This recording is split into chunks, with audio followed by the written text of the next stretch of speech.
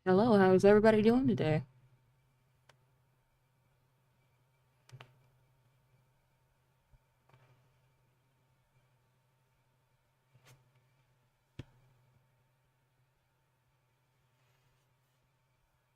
Hello, Diana.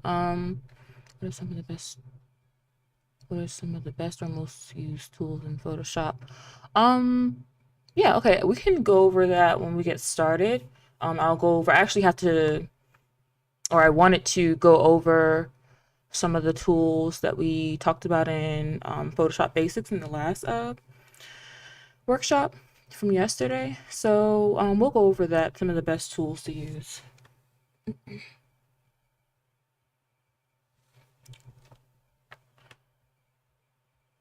Hello, Mira.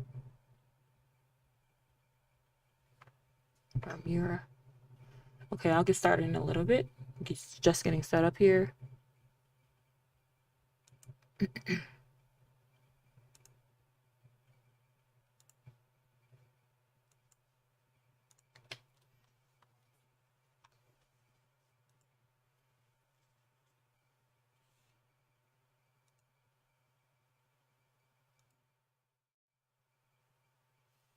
Okay. All right, so hello and welcome to Photoshop 1. My name is Victoria and I'm an instructor for the Digital Media Lab here at Main Street Library, which is part of the Newport News Public Library system. Before we get started, I want to remind you that if you have any questions or comments you'd like to submit during the live stream, I ask that you please submit them in the YouTube live chat and I will try to respond as quickly as possible. Ask that you please be respectful when making your comments, and any inappropriate comments will be removed by a moderator.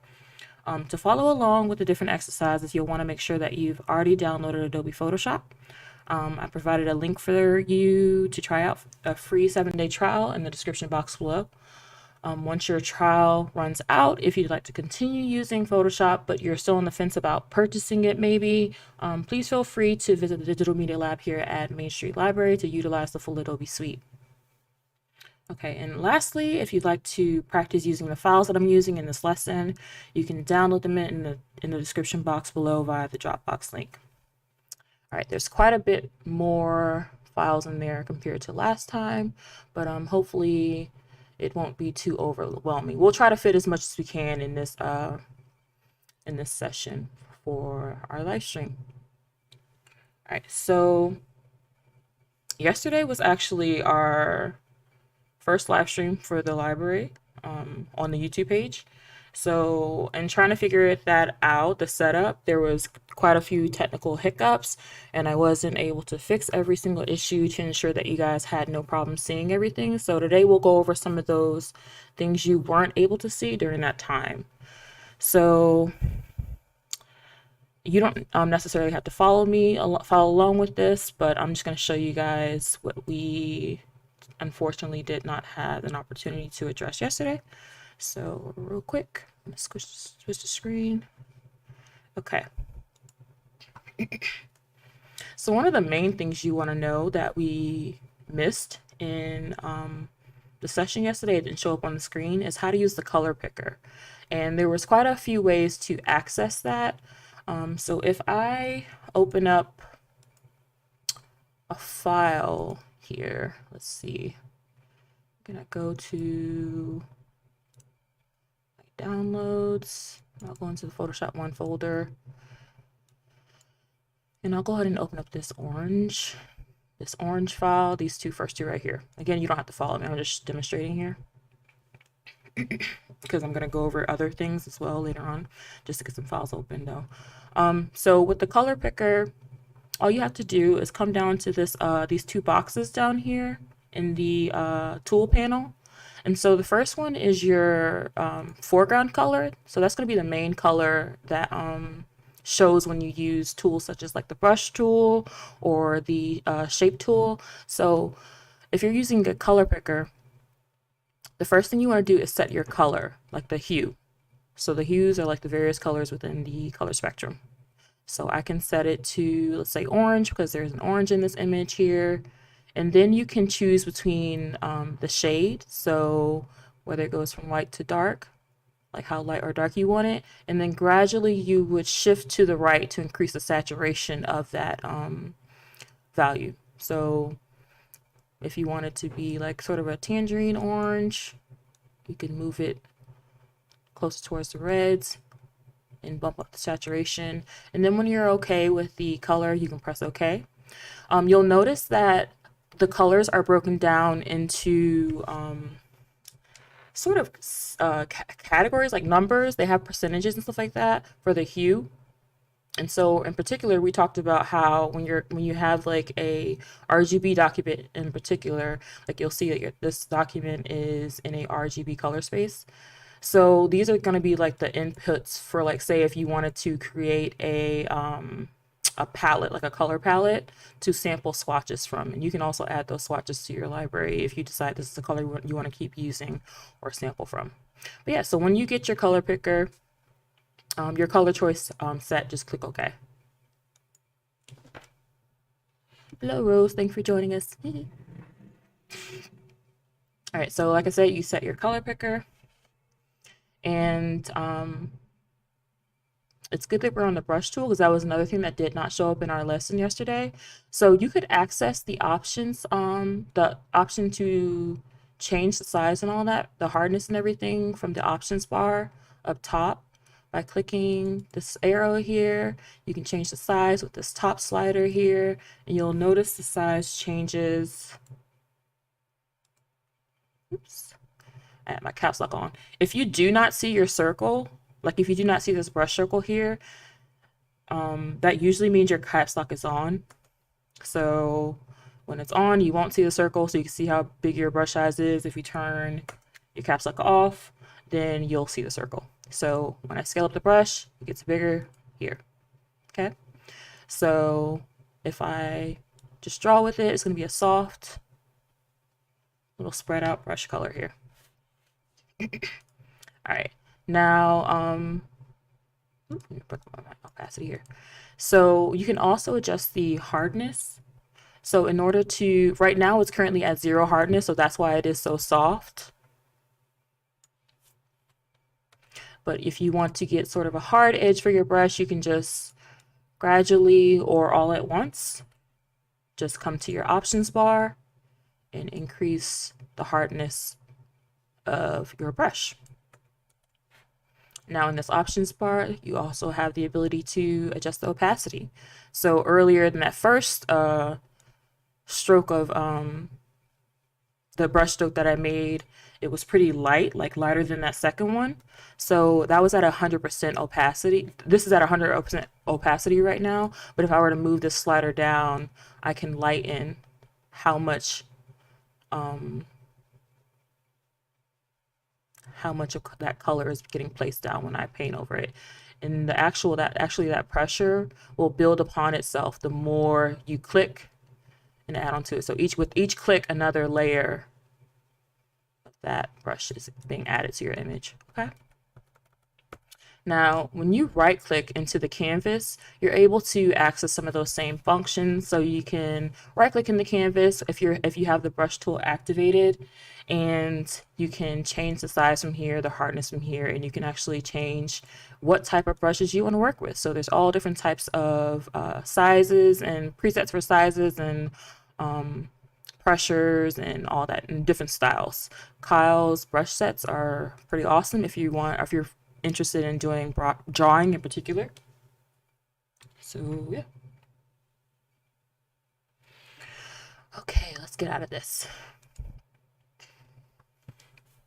So the other thing that I wanted to quickly go over was when I was experiencing some difficulty having the screen show up during the live stream. It's because I needed to turn off the GPU processor function in a setting. So if you go to Edit, Preferences, and then I want to say it's underneath Performance. Yes. So if I check off Use Graphics Processor, when I was trying to zoom in and zoom out in my photo, it wasn't showing the image, but when I unchecked it, all of a sudden we could see the image. So sometimes when sometimes you have to check the graphics processor off if it's using a lot of the memory or the graphics card is being exercised, like used elsewhere, or is like being overlaid used elsewhere, like from other software, or it's being overused in general based on the amount that you currently have installed on your computer in general. Okay, so I have mine checked off. So that means I won't be able to use some features like scrubby zoom. So you can see I'm using the generic drag in drag a box to zoom in and click to zoom out instead of scrubby zoom, which is grayed out. You'll see it's grayed out now. All right, so that's what I'll be using.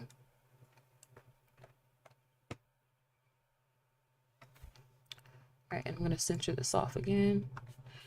The other thing was the other thing that didn't show up on the screen was how to access the ability to arrange your document tabs so you can see multiple things at once, like if you want to reference another image from another tab, for example.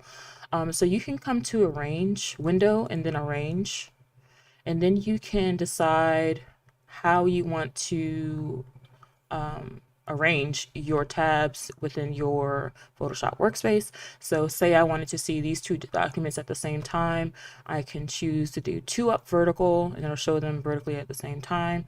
If I wanted to arrange them horizontally, so one on the top, the other one on the bottom, I can do that as well.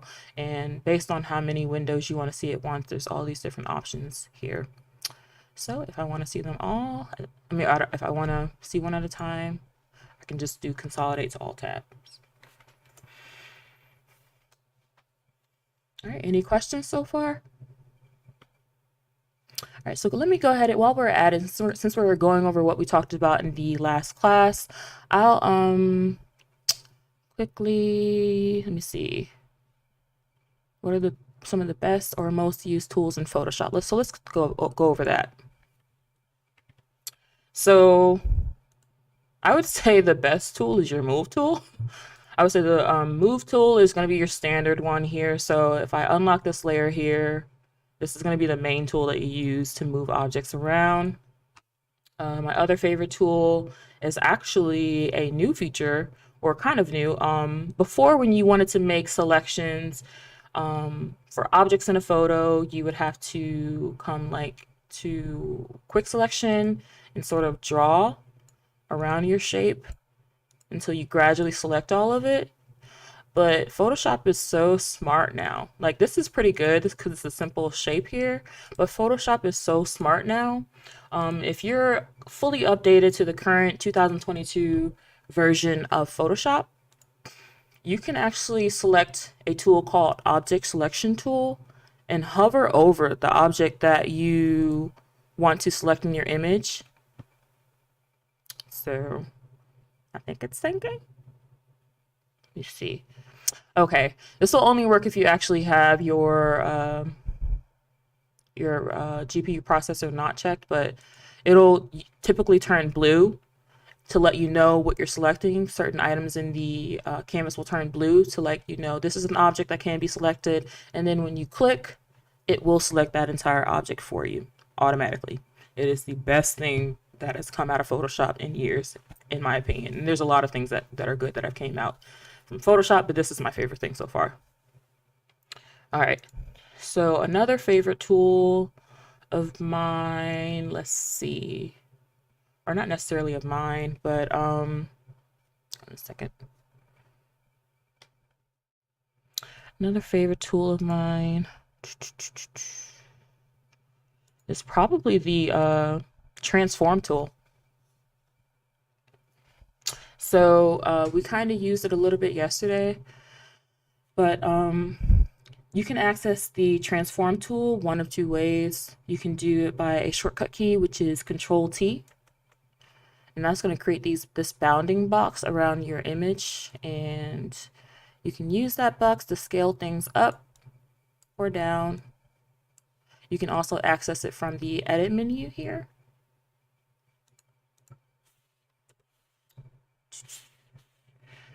Now, when I say the transform tool, there's many different ways to use the transform tool. So in the current way that I was using it, it's called free transform. But if you kind of come underneath the sub menu for transform underneath the edit menu, you get a bunch of different ways to manipulate your photo. So if I wanted to say specifically work on skewing my image, so that bounding box would be there, but the only function it would have is just to skew the image. Yeah. And there's many different ways you can use this. This is particularly great. This is a particularly great tool for when you want to do mock-ups. And you would use something like the warp tool for that. But the warp tool, you can have a lot more of a controlled way in which you manipulate your photo. You have more control over it. So yeah, transform tool is cool.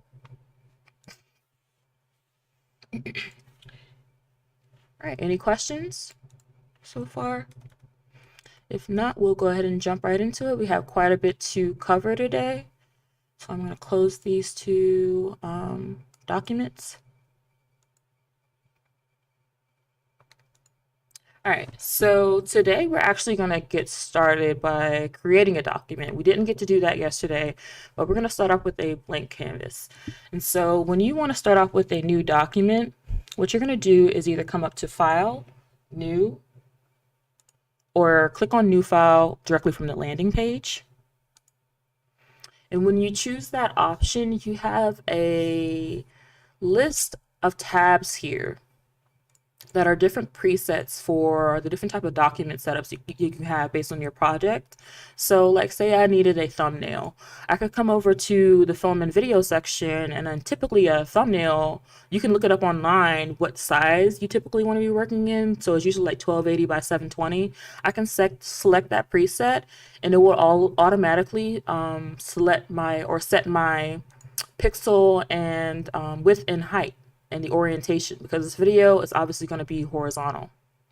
So if we want to work, we can choose this default Photoshop size here. If you personally want to use a different size, it doesn't matter what size we're working with right now. You can choose whatever you want from these different presets here, but I'm going to choose the default Photoshop size. And then if I come over here in my preset details, I'm able to name my document. So I'm going to name this one Layers.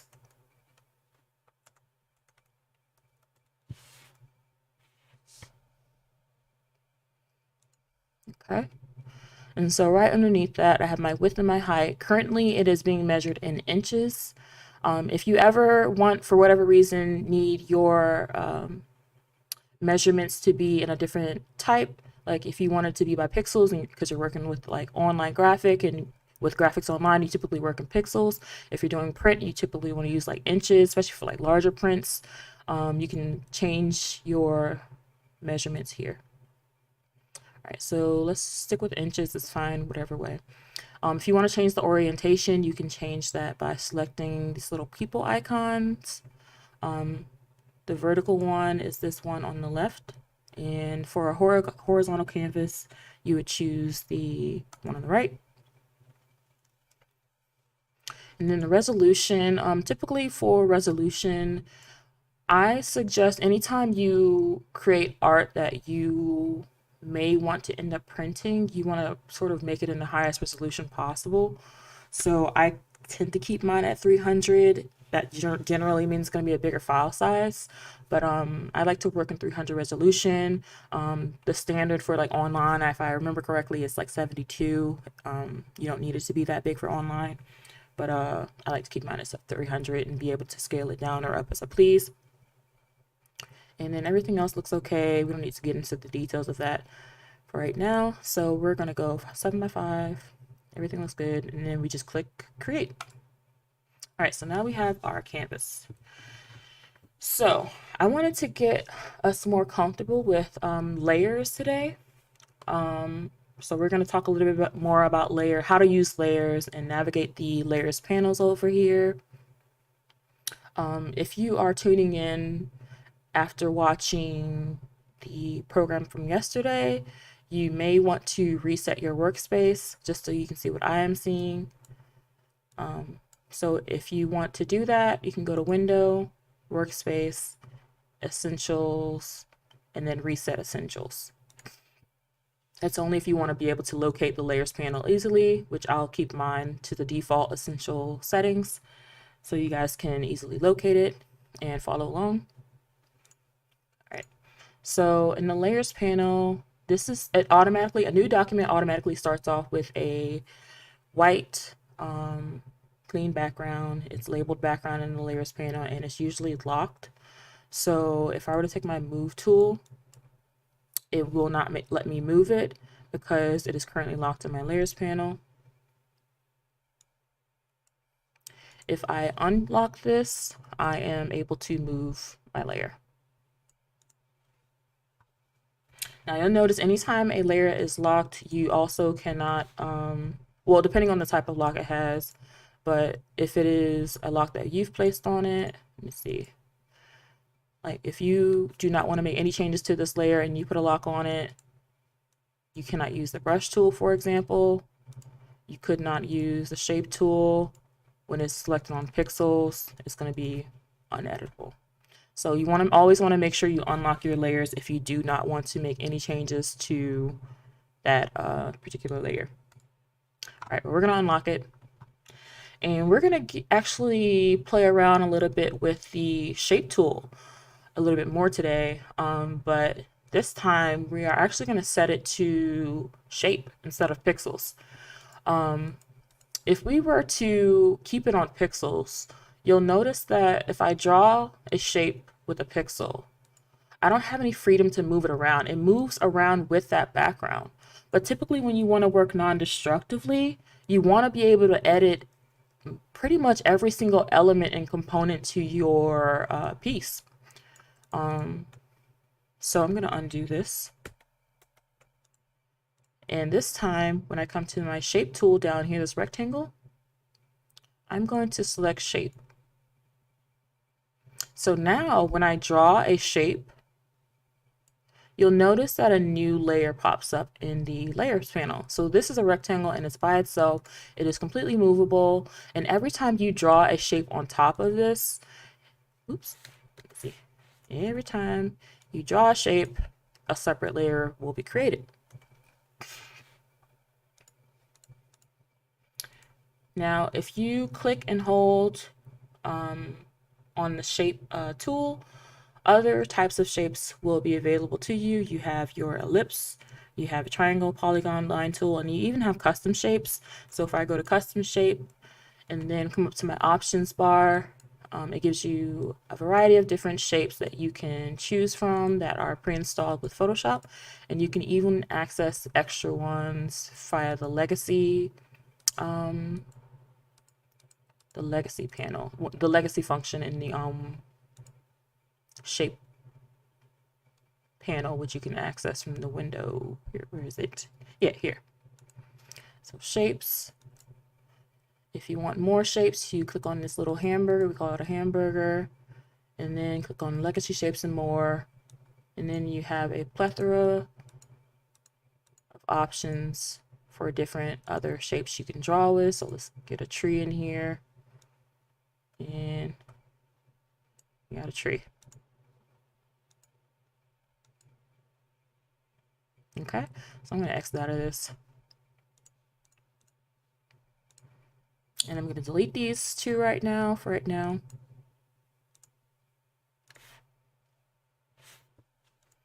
I'm going to go back to rectangle. Or actually, I'm going to choose a circle. So I'm going to press down on my submenu here and choose circle. Now you'll notice in the options bar, you have the ability to have your shape have a fill and a stroke. So what that means essentially, let me draw a shape here. It's very minimal right now, but there's a thin black line around this orange. So with my shape tool activated, I'm able to increase the stroke, which is what that black line is. it falls around my circle here. So the fill is this orange, the stroke is this black. Now you have the option to turn off either or. If you just want a stroke, you can just have a stroke. If you just want a fill, you can just have a fill. So in order to do that, if you want to get rid of stroke, you can click on the stroke window here and then click on the little box with a red line through it. And that's going to get rid of that black line. So it's just a solid orange circle. Okay. If you would like to change the color of your circle, you can click on fill and you can select from a set of swatches here and sample those colors. These are preset swatches, or you can activate the color picker and choose your own color.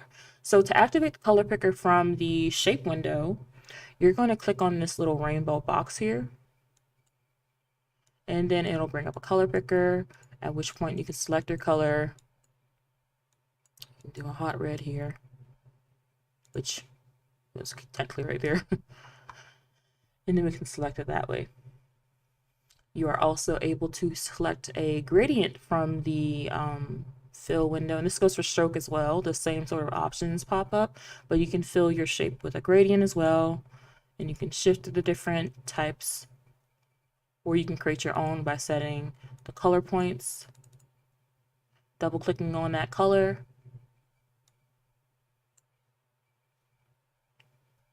select color, pick OK. Same thing for the one on the right side. Set a color. Okay. And if you ever want to add more colors to your gradient, just click on this little bar here, and it'll add an extra color. And you can set that point as well, but white is fine for me. Okay. Any questions so far?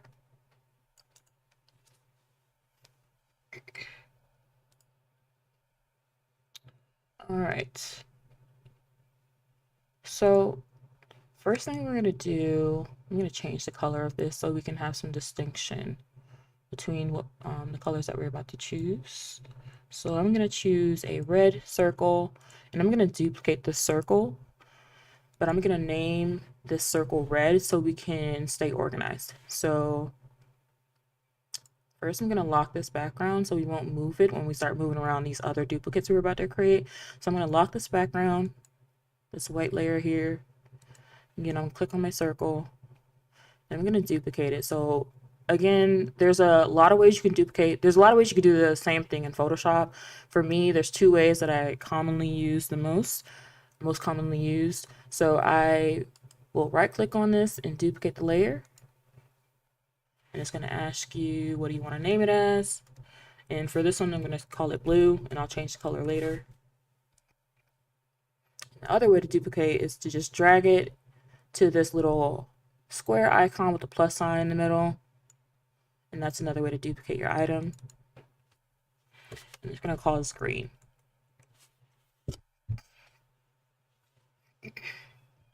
So anytime you want to make adjustments to a specific layer, you need to make sure that you're clicking on that layer, and you need to make sure that it's highlighted and activated to make those changes.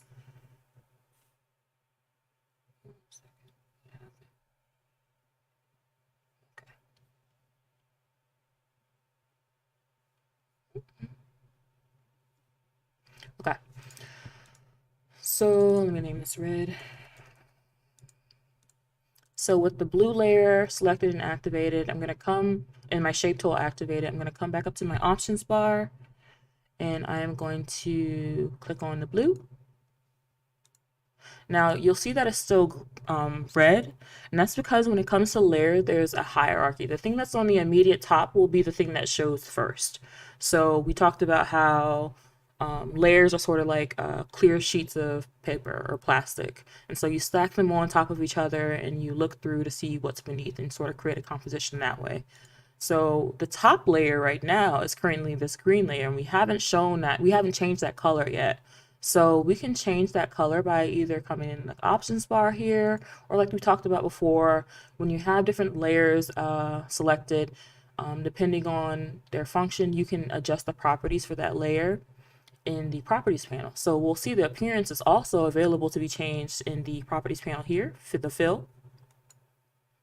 And I'm going to come underneath RGB and I'm going to click on green.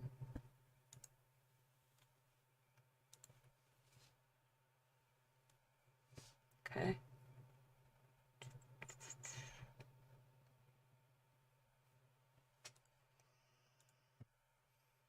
All right, so now we can move these around a little bit.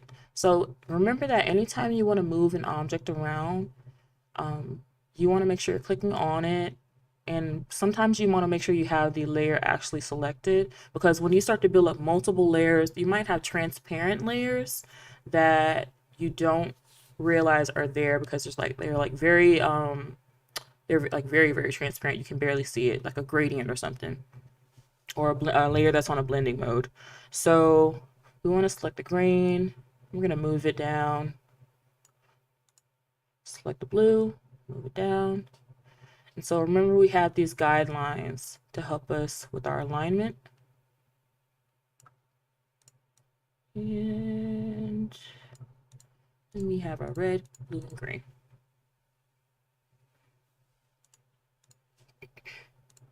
Now, if you ever want to make sure your alignment is like perfect, like so for example, if you want to have all your circles perfectly centered in the middle, what you can do is select all your layers by holding down Shift and then making sure the first one is selected. Then you can click on the last one that you want to select, so that way they'll all be selected.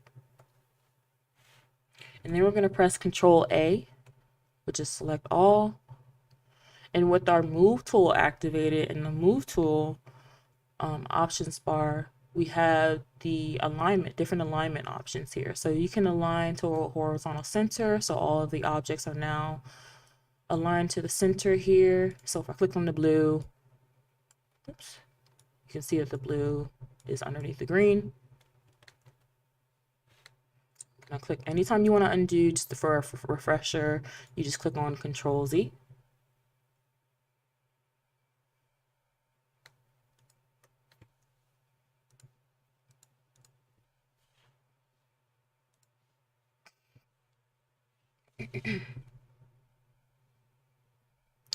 If you want to align all of your circles to the top, you can align them to the top by selecting, which one is it? I think it's this one, align to top edges. So all of these different functions, all of these different options up here have different ways of aligning your tools, or your layers, I should say, your objects on your layers.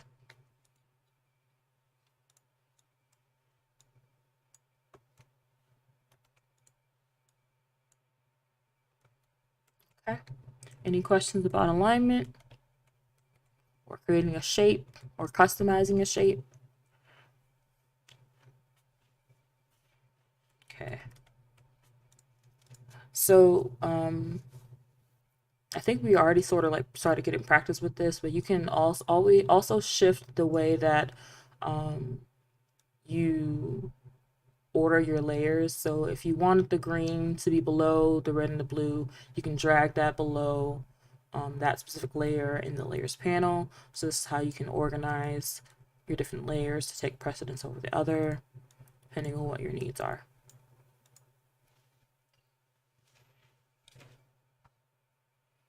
Okay. So the other thing we'll cover in the layers panel is how to adjust the transparency, or the opacity, I should say, of a layer.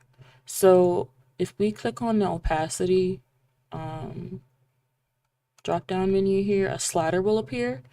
And right now I have the red selected. If you ever need to change the opacity of your circle, you can just click on this drop down menu here and click on the slider to adjust the opacity. You can also type in the percentage. If you know what percentage you need, you can just type it in.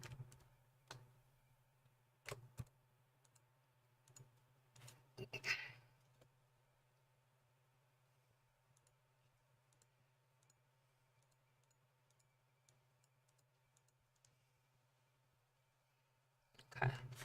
And so I think for right now, that's all we'll cover for the layers panel.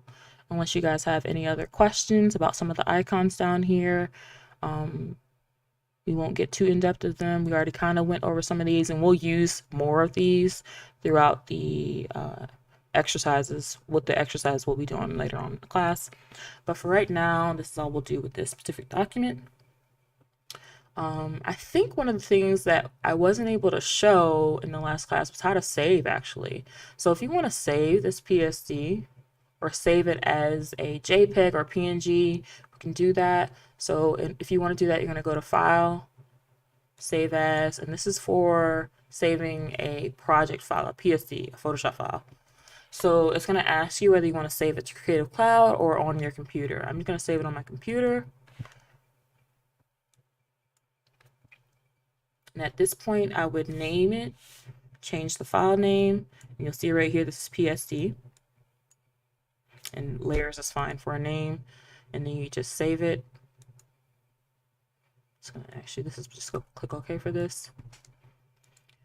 If you want to export or save a PNG, and so a PNG is when you want the background to be transparent. So if I were to change the visibility of this background, remember these eyeballs, when you click them off, they show a transparent sort of checkerboard. They show a checkerboard here. That means transparency.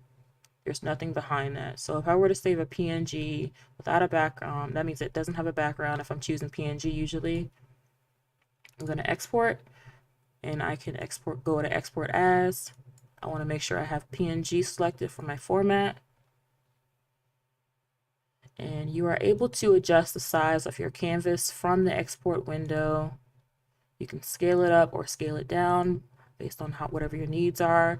Anytime you mess with these measurements here, or these percentages here, it's going to change the size of your file as well as the resolution of your file. So just go off based on what your needs are, figure out what your needs are for whatever project that you're working on. And then you can click on export. And this is fine. Save it in there. And then we're going to do one where the background is on. Go to File, Export, Export As, select JPEG, underneath Format. And if you would like, you can adjust the quality of it. You can either be low or high. The lower you go, pretty much the lesser quality it looks. So you see all these different little artifacts and distortion the lower you go, and then the higher you go, it's going to get crystal clear. Okay, so I like to go with high, export, and yeah, there you go.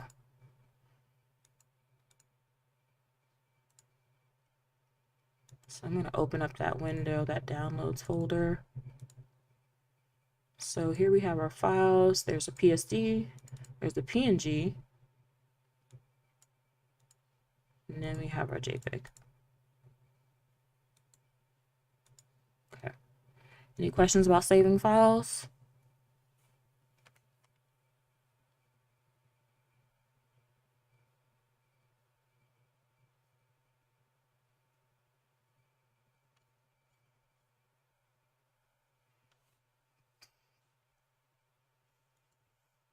So I'm going to go ahead and close this document.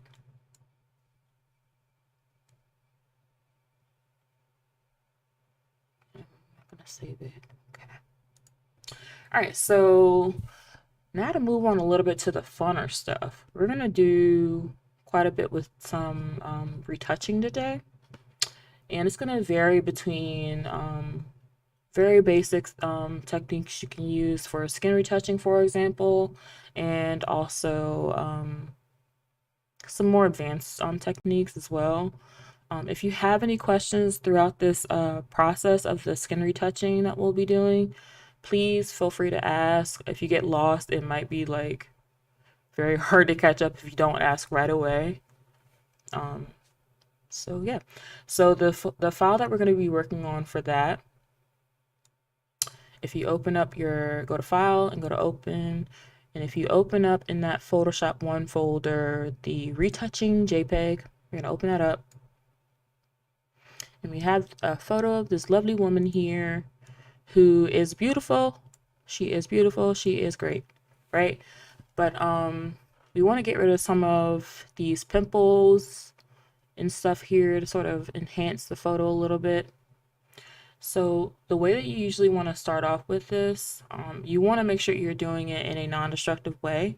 So in order to do that, we pretty much want to be duplicating our layers in each step of the process so that we're able to go back and make adjustments when necessary. So the first thing we're going to do actually is duplicate this layer. So remember to duplicate. We just drag it down to this new layer icon and we have a duplicate. And I'm going to name this first layer, I'm going to say the original. And you'll notice when I change the name of the layer, it's automatically going to unlock. And for this top layer here, I'm going to rename that spot removal. Because that's what we're going to actually start with, spot removal, which is going to be this acne that we're removing.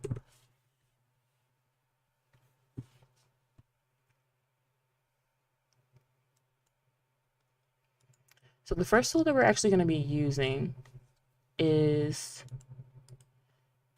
the spot healing brush. So it looks like a little band-aid and it has like sort of like a quick selection looking dots around it. So this band-aid tool, the spot healing brush tool is what we're going to use to take care of some of the acne on our face. So making sure that your spot removal layer is selected. We're going to start by increasing the size of our brush, turning down that hardness because you don't want it to be a harsh spot removal. You want the edges to be soft on your brush. Increase the size a little bit more. I'm going to zoom in. And just gradually start clicking to remove some of the blemishes on our skin. Now this process of retouching can be extremely lengthy depending on how detailed you go. You could spend hours on retouching, honestly. So we'll do as much as we can, but it won't be perfect. But just do as best as you can and try to remove the spots, like the more immediate areas. You can also use spot removal to get rid of hair, like stray hairs and the eyebrows.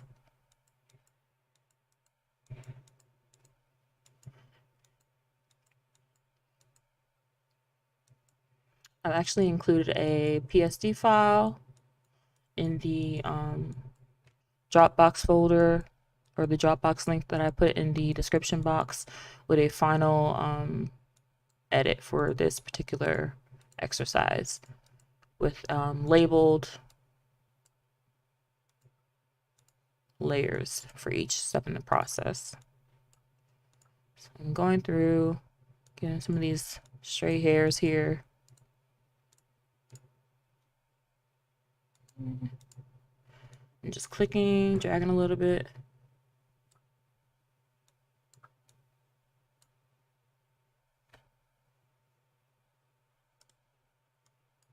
Bigger area here.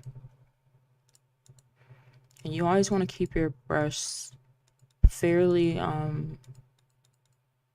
little bit bigger, not too much smaller than the area that you're actually trying to adjust. You don't want it too big and you don't want it too small.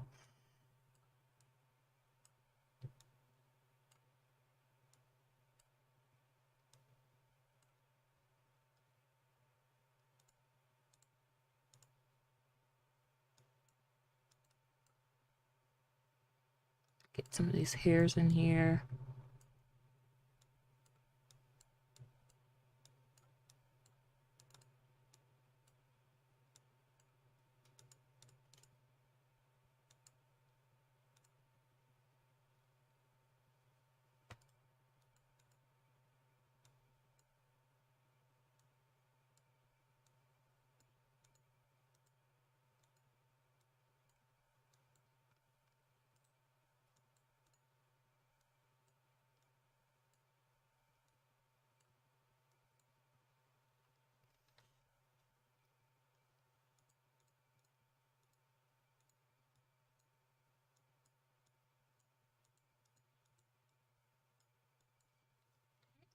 If you ever make a mistake, just Control Z to undo.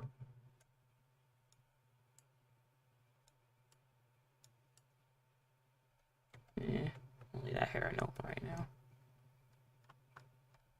Let's see. I'm gonna zoom out and take a look at the progress so far.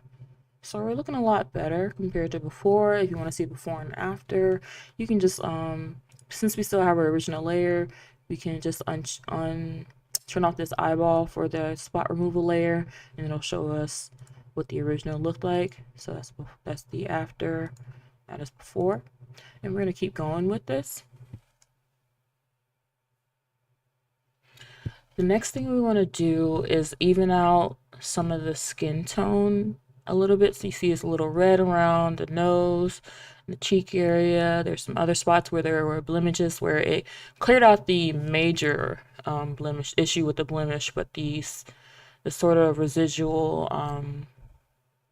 redness is still left behind. So what we're going to do is create a new layer by clicking on this little box here with the plus sign. And we'll name this skin tone. So we're basically going to be evening out her skin tone here. So we're going to select this brush. And let's see, we'll make it smaller. But we basically want to sample parts of her skin tone and brush over it. I'm going to zoom in.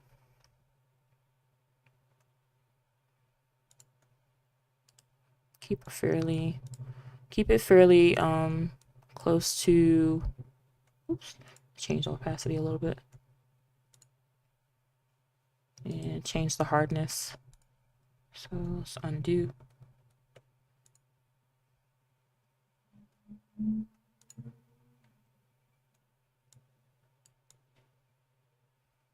Now it looks a little awkward right now, right? It's kind of stark.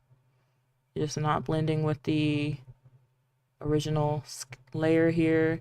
So mind you, I said blending, right? So what you want to do with something like this when you're trying to even out the skin tone, you're basically painting a color onto another layer or above a layer. You want to change the blending mode. So a blending mode essentially takes the pixels above a particular layer and helps to blend them with a layer that is beneath it, or layers, multiple layers that are beneath it. So I'm going to come up to the normal blending mode here, click on, I'm going to scroll through, and you'll see as I'm scrolling through, they each have different effects depending on which one you land on. So some of them make them brighter, some of them make them darker. The one we're looking for in particular is color. So with color, we're going to neutralize the skin tone a little bit, but this is obviously a little too intense. We want to boost this down a little bit, just enough.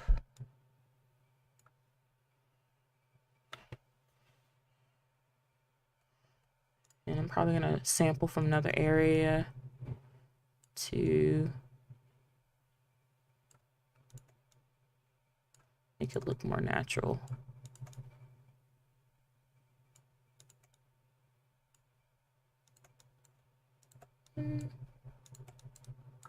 We only work on like the areas that are more noticeable than others. Like I said, you could spend hours doing this kind of thing. And it's a minimal effect, but it makes all the difference. So what I'm doing, I don't think I actually covered it. The way that I'm sampling is by pressing Alt on the keyboard, holding that down, and then my sampler, my eyedropper here will show up. Then I sample from, pick a point in the skin where I want to sample the color from the pixel. Click, and then it's gonna start painting with that color. And you'll notice each time I select the color or sample from the using the sample the eyedropper here, sampling the color, this color picker changes. So when I change that, it turns brown. If I pick on the lips, it's pink. So just sample in nearby areas. Still pink. So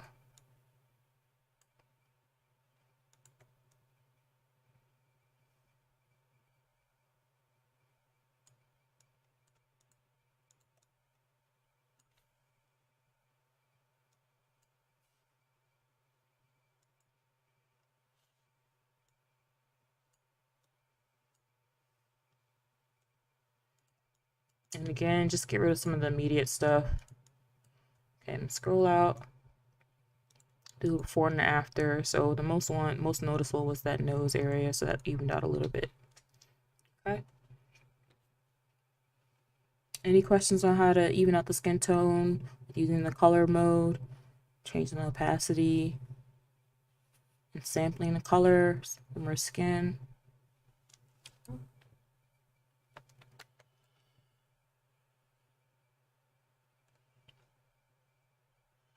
All right, so at this point, what I like to do is combine the top and bottom layer here, the skin tone adjustment. I like to combine that with the spot removal.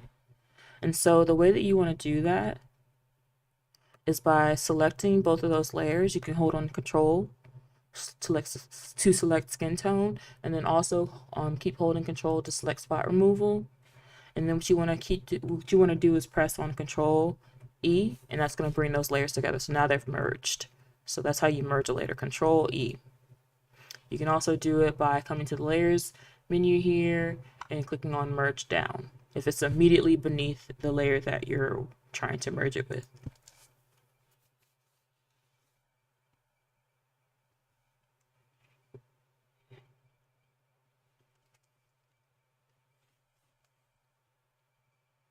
All right, so the next thing you're going to do, or that we're going to do, is I'm going to actually duplicate the skin tone layer by dragging it to the new layer. I'm going to rename this and call it Clone Stamp.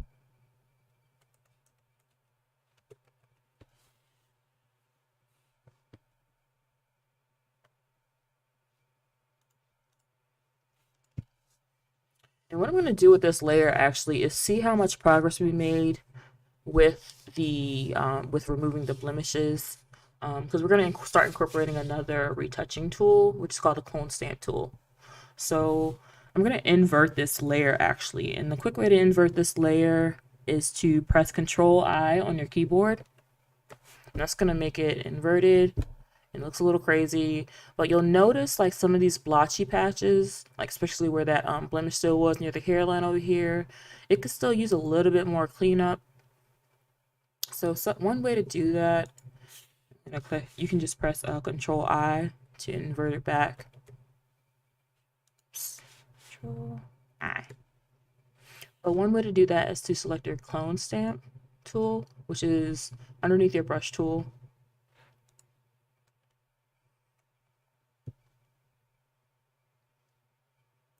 Right, so I'm going to zoom in.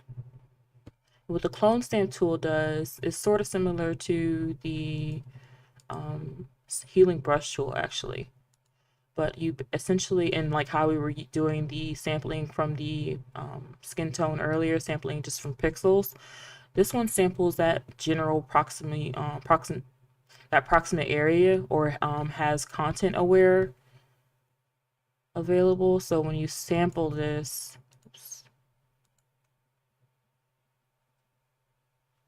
yeah. Oh, that's the wrong one. When you sample this, increase the brush size, hardness is down. You can brush over it, and it'll be cloning from the approximate area. So basically when I sample an area, when I start drawing, those crosshairs, that's where it's sampling from that area. It's sampling from that area and drawing over that existing area. It's a little too much. I'm gonna zoom in.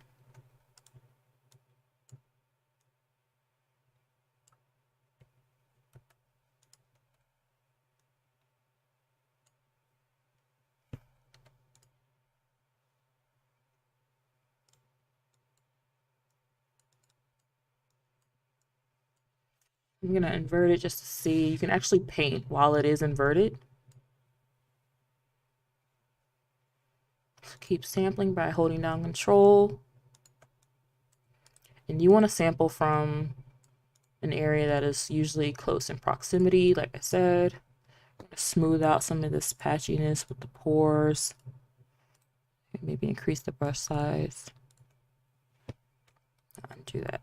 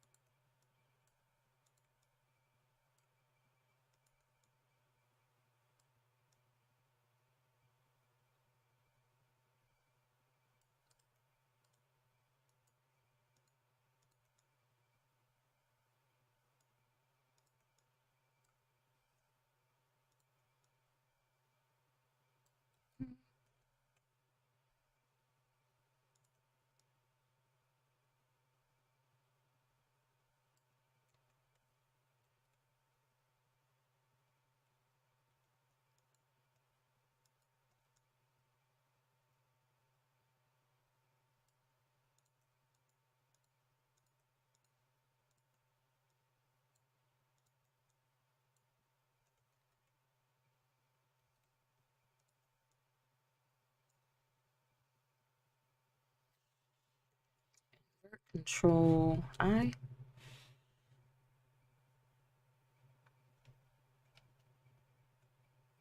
Now, this should obviously be a lot better. Yeah, it actually looks worse. But usually with the clone stuff, if you're taking your time and actually paying attention to where you're sampling from, you can get a lot better of a result.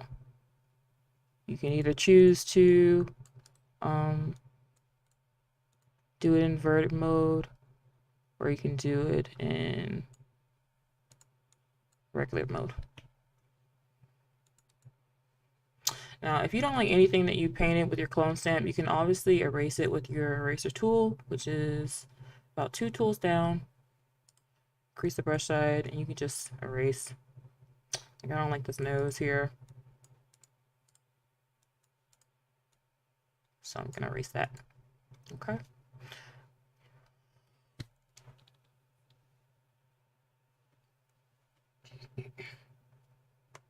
Any questions about the clone stamp tool or inverting? Now, the main and most important way to sort of get that, I'm going to use this term loosely, but the magazine look, the editorial look, or I'll go with like just the smooth skin, professional look for the brushed skin look. We're gonna go through how to do that in the quickest way possible. It's not gonna be perfect, but it's a lot better than the current state. So let me zoom out. So we need to use a couple of filters with that from our filter panel here. But before we even do that, I like to create a smart filter. And what a smart filter allows you to do is it sort of cases your layer in a separate document almost, so that you can add effects onto that without affecting the current state of your layer or your image here. So let's see.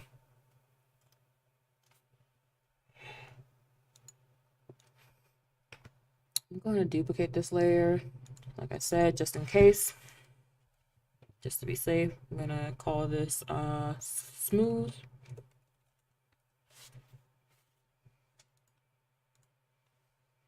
And I am going to go to filter, and I'm going to change it to convert for smart filters. Okay. All right, so this little paper with the tab folded has showed up. And you'll notice when I click onto this, it'll open in a new document, and clearly she has no nose because we erased it, and that is fine. All right. So the first thing we want to add is actually, the first thing we want to do is actually invert it. So we're going to invert this smooth layer here.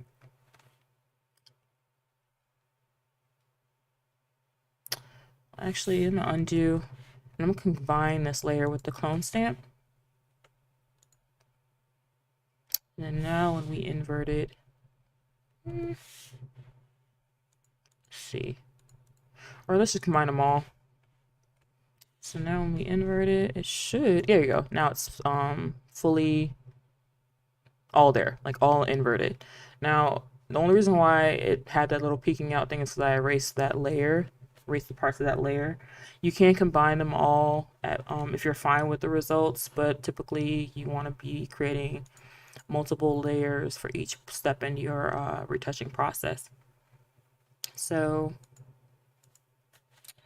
let me see what I'm going to do. Just duplicate this skin tone layer. And because I need a base here, I need a clean base because this is our clean base, right? So I'm gonna smooth that. I'm gonna invert. And then I'm gonna set the blending mode to vivid light. It's looking kind of crazy, right? All right. So with it set to vivid light, I'm going to come up to our filters in the menu bar. I'm going to go to other and then high pass. And for this particular photo, it's fine if you set it to 20.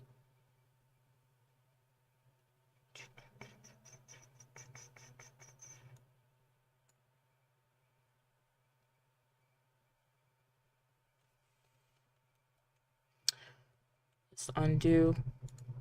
You want to make sure before we did that unverting, because I deleted a few layers and then redid things, making sure that it still is a smart filter.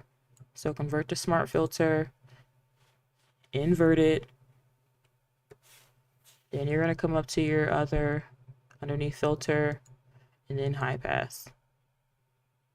Okay. So 20 is fine for the settings. And you'll notice like when you add a filter from the filters down here, they start to show in this little drop section beneath the layer. You can collapse it or expand it by clicking this arrow, but you can see that I put an invert on it and that is totally editable. I'm just gonna put not show again. A high pass on there, which if you double click it, you're able to still adjust the settings for that. So basically a high pass, what we're adding here is when we add a high pass and a Gaussian blur, a high pass will bring some of that like that texture back, and the Gaussian blur will help to blur it out. So high pass is sort of emphasizing some of the texture that we want to keep in the skin when we're smoothing it out and retouching it. So, but 20 is fine. Just make sure it's 20. Yeah.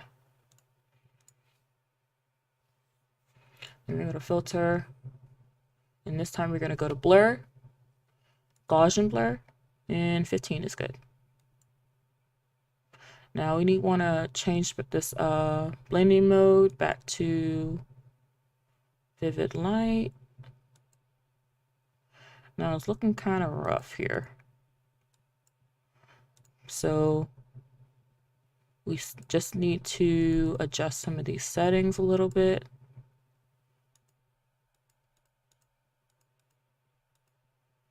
And based on how you set that blur, you'll get a smoother skin. You still see the texture in her skin, like some of the main texture to make her skin still look lifelike. And let's see, high pass.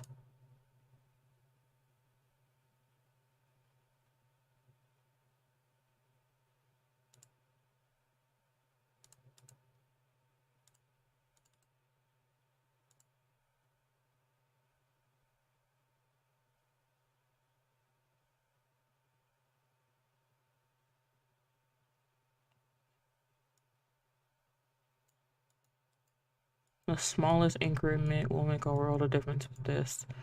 So I think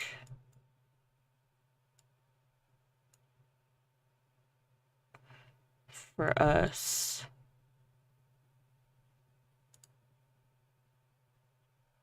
about 14 or 15 will be okay. Okay, so I'm gonna click confirm on that, and then we'll do a quick little before and after. Obviously this can use some more work. You typically want to take your time with this, but for the sake of time here, I'm just going to do a quick before and after. And if you have any questions about what we sort of did in those steps, please feel free to ask them. I know it was a little sort of going back and forth there. I'm going to turn off the eyeball for these two bottom layers here. So that is before. Zoom out. And this is after.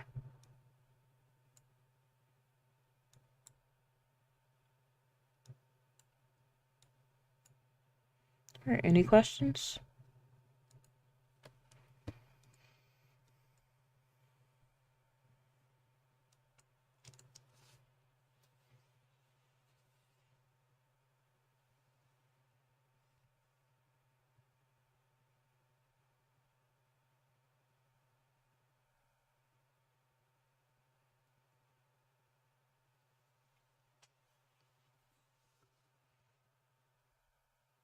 Okay, we're gonna move on then. So the next thing, or the next tool that we want to use, we can go ahead and close this document here. If you want to see the steps that I took in the PSD file that I made specifically for this class, in terms of the retouching for the skin, you can open up that PSD file in the Photoshop 1 folder that is available in the Dropbox link in the description box below. All right, I'm not going to save this. All right, I'm going to go to Open from my landing page. I'm going to grab this image of an orange via it's called a labeled patch tool. All right, so I'm going to unlock this layer. And I don't know if you remember from the last class, but I'm going to click on the crop tool here. And I actually want to stretch this canvas out a little bit because I'm going to duplicate these oranges using the patch tool. So making sure that I have content aware checked on. Up in the options bar with the crop tool activated, if I have content aware on, I can stretch out this canvas here.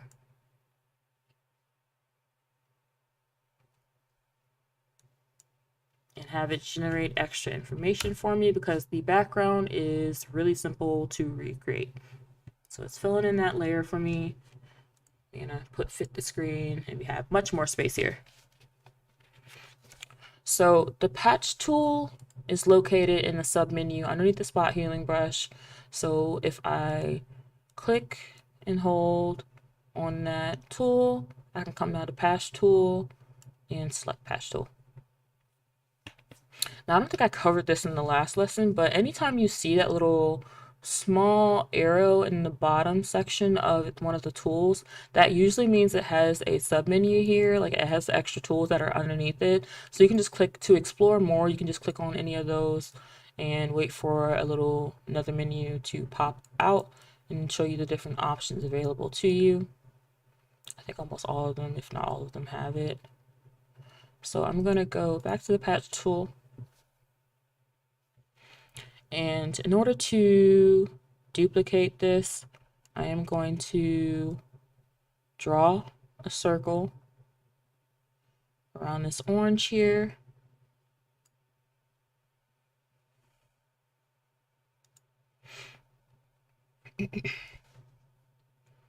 And so in my options bar, there's a number of ways you can have your patch tool set up. If you want to copy your orange and move it to another direction, or another area, I should say, you want to make sure you have destination selected in your options bar because that means it's going to move your orange over. So it's going to copy that orange. Okay. So we have a duplicate of our orange, and you could keep going with that same selection. You could just keep going and move it over, and with it still selected, you can move one here and here. So you'll notice when your selection starts to overlap with another, with an object that exists within the canvas already, it's going to start to blend those pixels with whatever is selected. So I'm going to undo that. You want to make sure you're sort of moving the object in a clear area. Okay. So we have our three little oranges.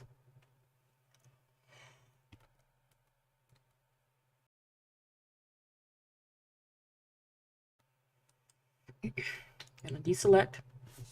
All right, so the other option you have is to fill the selection that you make. So if I draw around this, fill the selection you make with a sampled area. So this is the source. The selection is the source. Oh, sorry. And making sure you click on source.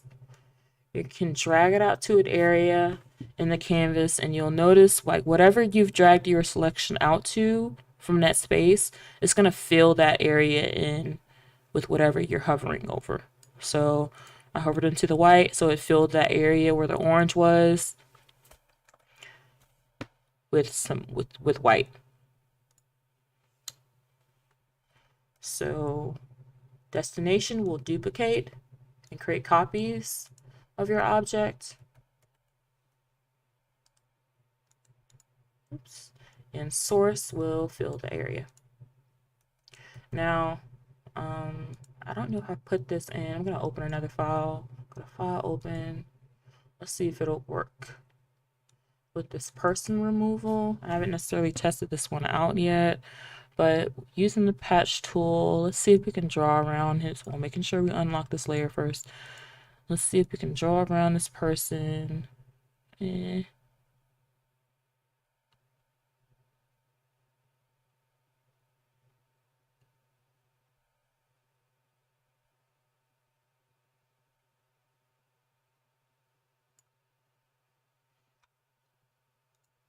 And making sure source is selected. And when source is selected, we want to sort of stay within a close area for it to duplicate, something that can be easily lined up, I guess. So let's do that. So the person's fairly gone. Content aware is pretty smart. Obviously, you can use some cleanup. At that point, you can actually use other of these retouching tools here. So like the content aware tool, the clone stamp tool. You can use that to clean up some of those edges that exist from that patch tool we just made. Patch adjustment. Okay. Any questions about the patch tool?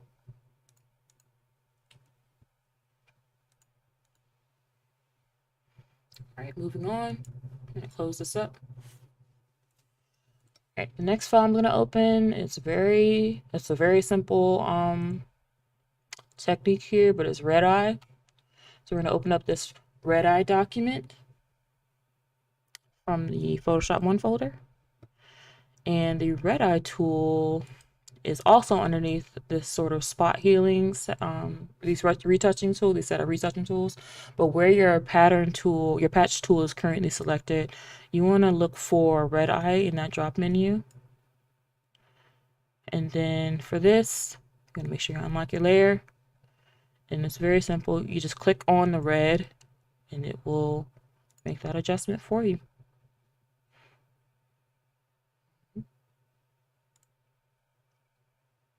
Okay, any questions about the red eye tool?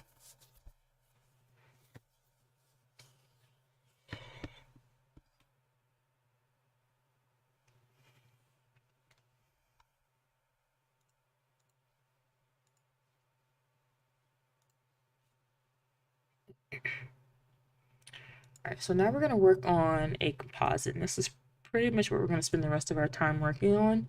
So I'm actually going to open up this file of a woman sitting. Or I'm going to actually open up both of these files. Woman sitting and sunset. I'm going to open them up at the same time. And the first thing we're going to do with this is color correct it. Okay, we're going to practice some of the techniques that we used in our class before and color correct this photo. And we're going to actually be using some new tools along with our color correction process. We're going to make sure we try to do it non-destructively and incorporate some of those adjustment layers that are in the layers panel. So there's a few ways you can access your adjustment layers. There is that adjustment panel, which is if you've reset your essentials window, it should be right next to properties. You click on that, you can hover over them, and all your adjustments are there.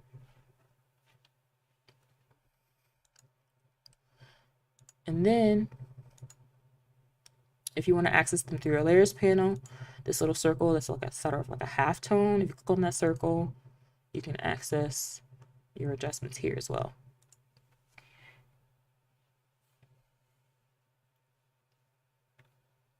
Okay, let me get my file up here.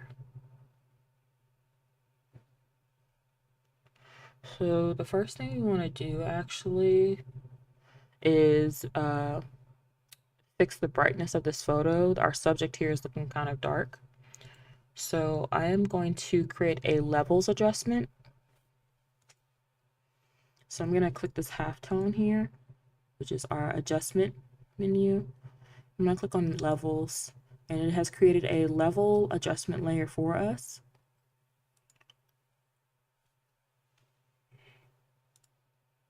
If I double click on this level adjustment, it's going to bring up our window. It's going to bring up the window in the properties menu here.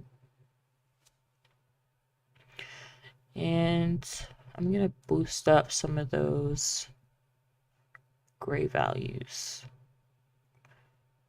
and those highlights as well.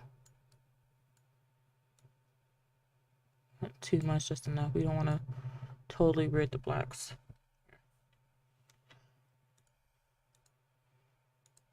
So it's a before and after.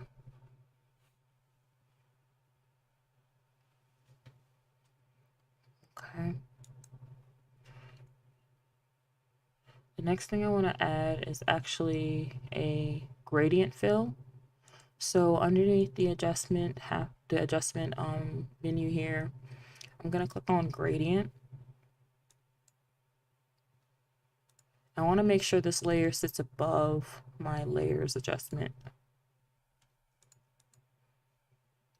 Now, if I double click on that icon, I can open up the adjustments for the options for this gradient fill here. And then to change the colors, I want to give some warmth to this photo. So I'm gonna add the colors like orange and yellow to the gradient fill, and we'll combine that with the blending mode to have it have some more warmth and more of a sunset look to match that horizon line in the back there. So I'm gonna click on gradient, the drop down here next to gradient. I can expand my window here.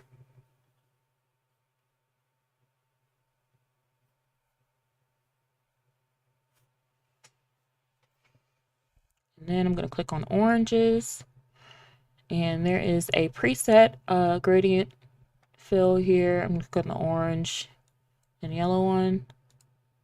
Now I want the oranges to be lower towards the bottom of my photo and the yellow to be on the top, so I can actually reverse the direction of this gradient. I'm going to click on reverse.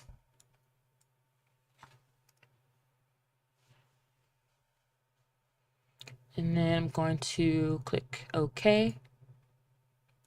Now, basically, this is just a gradient that will sit just on top of the photo, but by using the blending modes, I can have it mix with or blend with the layers that are beneath. So I'm going to change the blending mode to, let's see,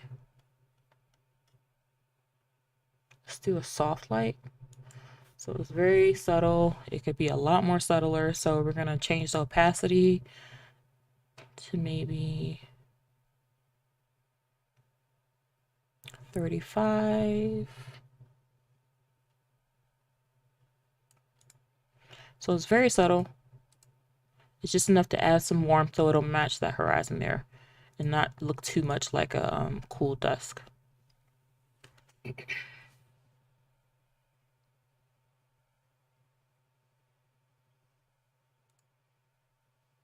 All right, any questions on how to add or adjust the gradient fill?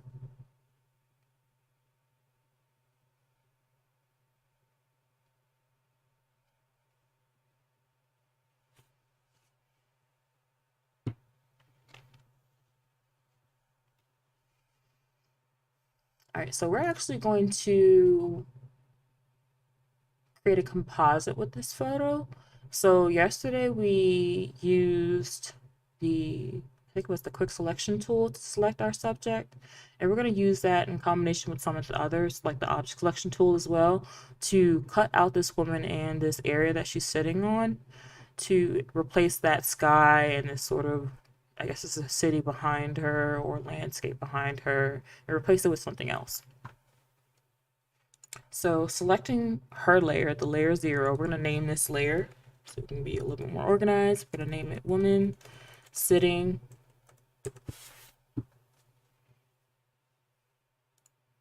Now with the object selection selected, I can click on different areas. And you'll see it's only selecting one object at a time, or parts of the photo at a time.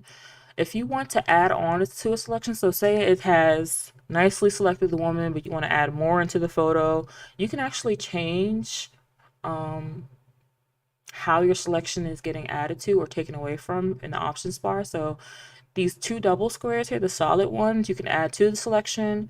If you do a solid square and a negative square, it is going to be subtracting from your selection. So if I select two solid squares, I can add more objects into my selection here.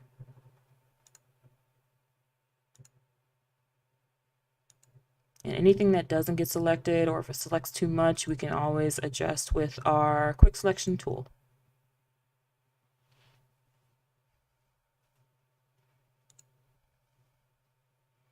And just to demonstrate how you would subtract, I'm just going to subtract that. So everything within this selection right here is selected. This is not selected, so that is subtracting.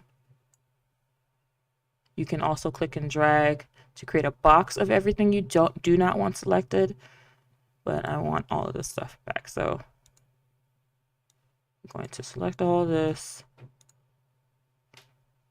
and this pillow. And then I'm going to switch over to my quick selection tool. I'm going to zoom in and clean it up.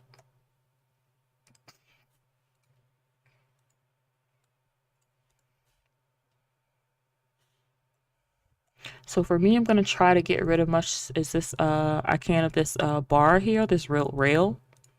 Now I can do this either via the quick selection tool as much as I can, but I can also go in with my brush like we did yesterday to refine my selection once we've actually created a mask.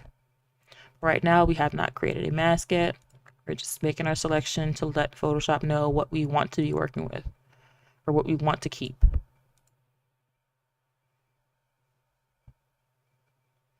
We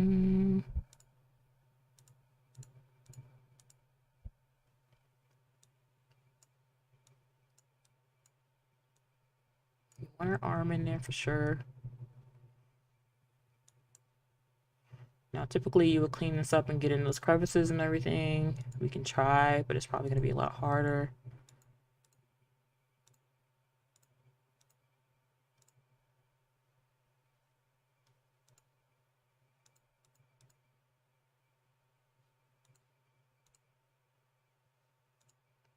You're always going to want to be adjusting the size of your brush when you do this. Yeah. Now there is a way to make selections when you have hair as an obstacle, like flyaways or like, hair that isn't necessarily has a smooth sort of cutout for it. And we can check out the settings once we finish the selection.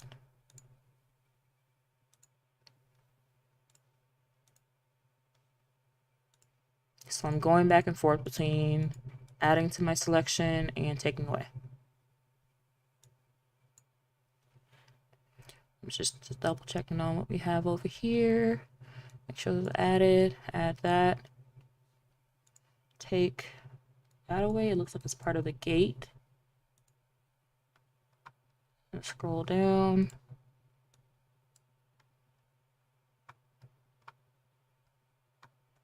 And obviously we want this as well.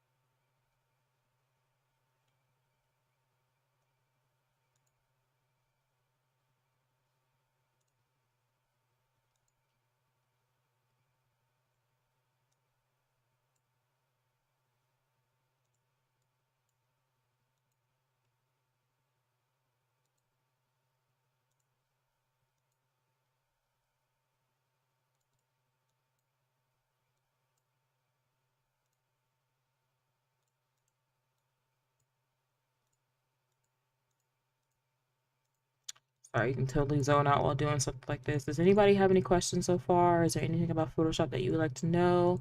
Anything that we covered that you want to go over again? can answer your questions while I'm trying to clean this up.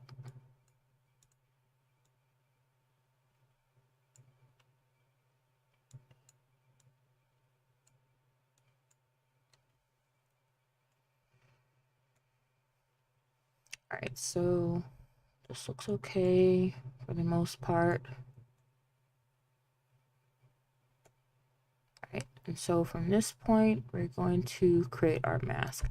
So the mask button in the layers panel is going to be this square here, or this rectangle here with a circle in it. So if I press this, it will automatically take our selection and cut out our woman that was sitting there where the gate was in the background. Now I see some of the gate is still there in our selection. So with the mask selected, so the mask is next to the actual photo icon, and it's usually represented in black and white depending on what you have cut out for your mask. Now you can take your brush tool and making sure that your foreground and background are white and black. So you can add and take away from your mask. We want to take away, so black will take away from the mask. So with the brush tool activated and the mask selected, we can, making sure black is our foreground. I'm gonna harden this brush a little bit. So I harden my brush. I'm zooming in and we're gonna clean that up a little bit.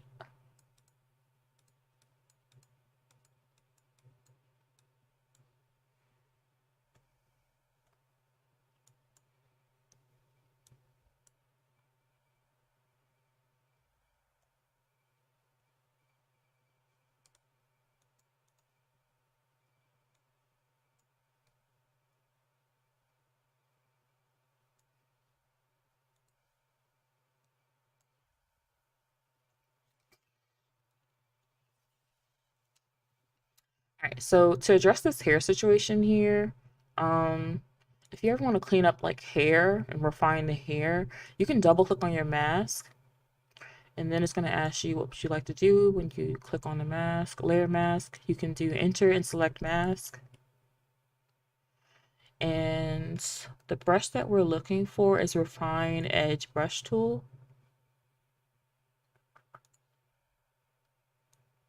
And using this, it'll paint some of those hairs back in with more of a natural look. And we can subtract as well. I'm going to take our brush, our selection brush, and you can actually adjust your selection from this window, but you want to be careful. Again, watching the size.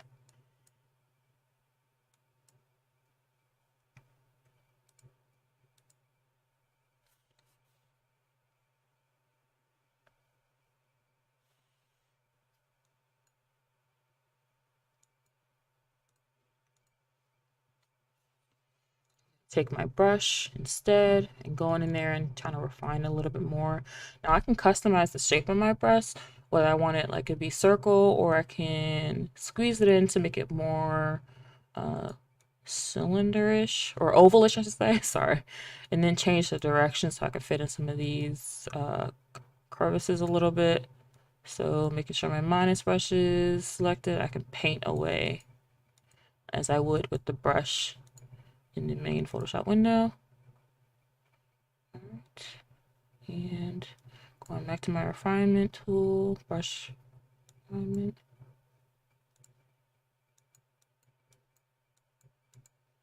Now it looks a little janky, but obviously if you have more time, spend more time on it. We're gonna move forward with this. So I'm gonna press OK. And that looks a lot better than what it did before, in my opinion, but it's cleaned up a lot more. So before, after. That's what we have time for right now. So what we're gonna do next is actually drag that sunset photo behind this woman here to make it seem as if she has relocated to a beautiful, wonderful nature view. So we're going to go to our sunset tab, our document tab here, And remember how we clicked and dragged a photo into another document before? We're going to unlock this layer and we're going to click, drag, wait until it switches to the new window or the woman sitting window. And then we're going to keep holding down and then we're going to release that into our document. Now we want this photo to be sitting behind our lady here. So we're going to click and drag this below. And we're going to double click the name to name it Sunset.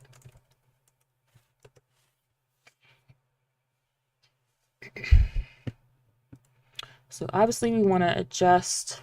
So remember when I said before, you'll sometimes come across situations where you can't just simply select and try to move an image because there will be like a gradient layer or some kind of like adjustment layer or something that is sitting on top that adds a color effect, but it's not necessarily something that you can move. So we need to either lock our gradient layer so our Photoshop knows that we're trying to ignore it and not adjust it at all. And that way we can access our sunset background here. You could either lock it or you could turn the visibility off. But we want to see the layer. So we're going to keep it locked. And we're going to adjust this a little bit. We're going to activate our transform tool. So remember, you can access that by edit and transform, or you can press Control T on your keyboard, Command T for a Mac. And I'm going to scale this up, but I'm going to use in the options bar here the width and the height. It is currently linked, so they'll scale up evenly or proportionately. So I'm going to hover over H, scale it up, and move it a little bit over.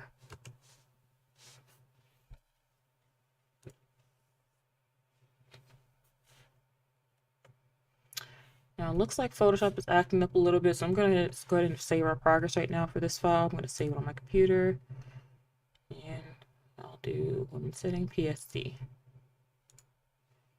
And I'm going to restart Photoshop real quick.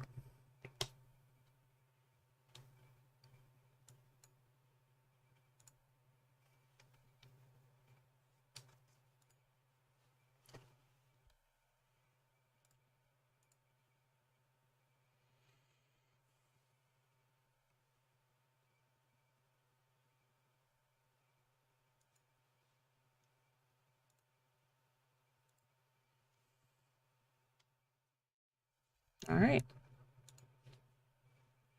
So we're back. So we need to make sure that she blends in with the scene a little bit more. So we're going to have to do some more color adjustments here. So in order to do that, apart from the gradient, because this is when we're just trying to make adjustments when she didn't have a background here, but we're going to add some more warmth to it. So we'll start by adding a color balance. And what we want to do is just add this color balance just to the woman here. We don't want it to affect the entire canvas here, this entire composite. So we're going to drag this color balance right above the woman, and we're going to use that Alt button, making sure to hover in between the color balance and the woman sitting layers. And then we're going to click. You want to make sure you see that arrow before you try to click and basically create a clipping mask so that all of those effects of that layer, that color balance layer, only apply to the woman that is sitting. So based on this background here, we're going to try to bring out some more yellows and maybe some more reds in the midtones and the shadows. So our color balance is broken up into shadows, midtones, and highlights. Right now it does have more warmth compared to what it had before, but we're going to go into the shadows and start there. You see, like in the shadows here of the sunset, a lot of those shadows have yellow, so we're going to push it towards yellow. And you can see already starting to match a little bit more what that background looks like. And we'll come over to the midtones, maybe add some more red in there. And you just want to make micro adjustments here. So that's like -8 for the yellow. Midtones like +10. And then highlights. Let's see what yellow looks like for the highlights. Let's do red now. Now you can combine these. I can add a little bit of green. I can add a little bit yellow. So let's look what that looks like before and after. So I'm gonna click on the eyeball to see the before and after.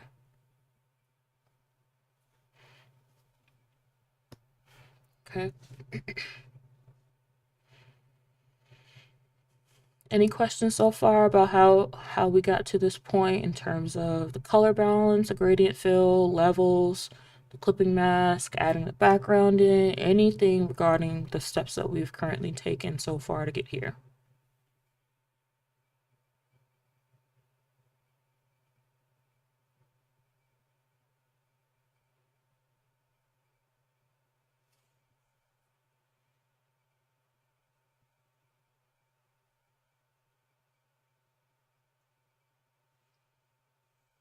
All right, so to have this look a little bit more natural, we're gonna blur this background. So usually when you're looking at a real photo that's not like a composite, there is a how do I put it? There's like a sense of depth of field. So there's usually a foreground, a middle ground, and a background, and not everything is usually fully in focus unless you have set it that way.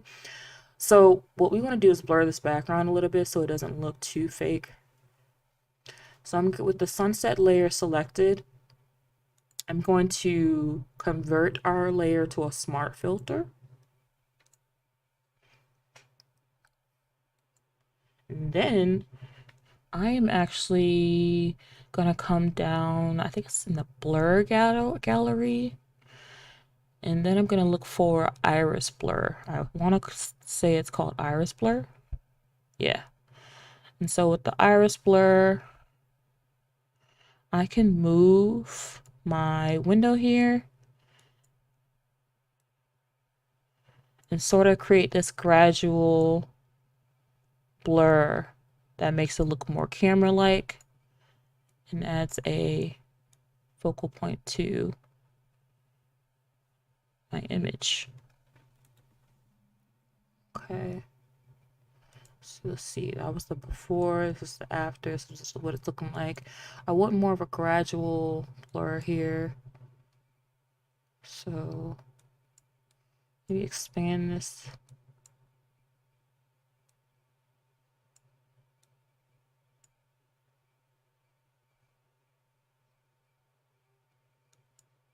I'm gonna put on high quality.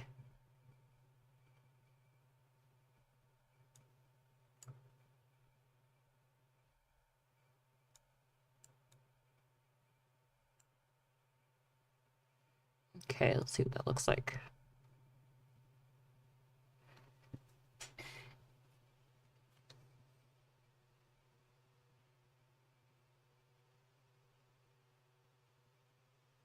Now these filters can cause your computer to work a little overtime if you're not careful.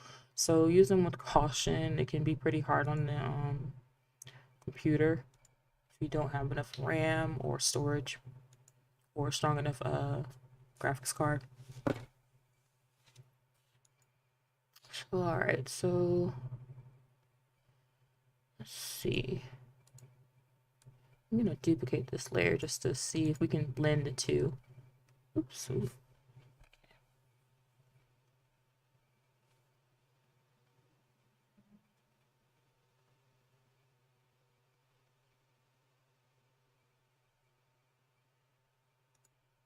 gonna remove the filters on this one and increase the opacity on this one. So it's very subtle. All right. And so there you have our composite. Any questions so far? If not, this is about it for what I have for today. If you guys don't have any questions about what we've covered, or if you don't want me to go over anything, I'm gonna go ahead and close out here. I do want to quickly remind you that you can go to access our library website, Newport News Public Library.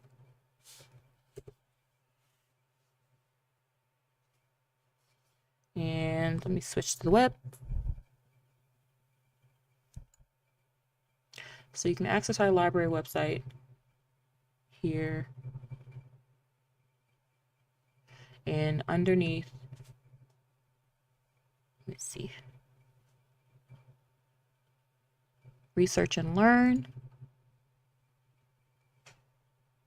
You're going to go to Online Training, LinkedIn Learning, and from here you're able to put your library card number in, your PIN number, and your PIN number is your birthday. Please remember that.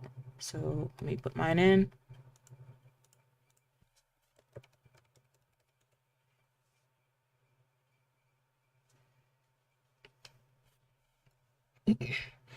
And so when you get into LinkedIn Learning, you can browse the different categories. If you're specifically looking for creative tutorials, you're going to come underneath creative, and you're going to look at the different options and categories they have available to you. So you can choose graphic design, video, product, web design, any of those things. Click on graphic design, and they have a plethora of different options you can choose from with all different lengths and time and different resources available for you to follow along with.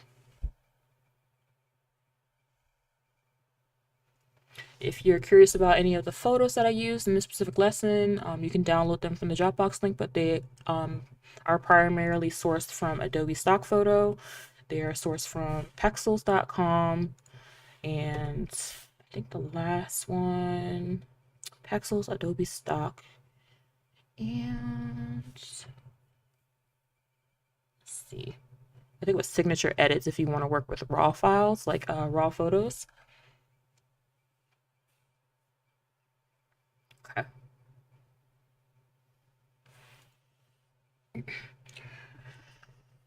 And lastly, before you guys leave, if you don't mind and would be so kind, please fill out the technology class workshop evaluation and let me know how you feel about the program. If you would like more of these live streams of different tutorials that we can offer online, and any feedback on what you would like to learn about, whether it's Adobe classes, if you want to do basic computer classes, instructions online, we can consider that when you fill out this form and leave your comments in the comment section at the bottom of the form.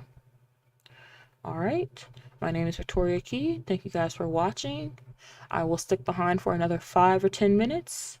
You guys can hang out and listen to some music and rewind if you want to. And that's it. Have a good day.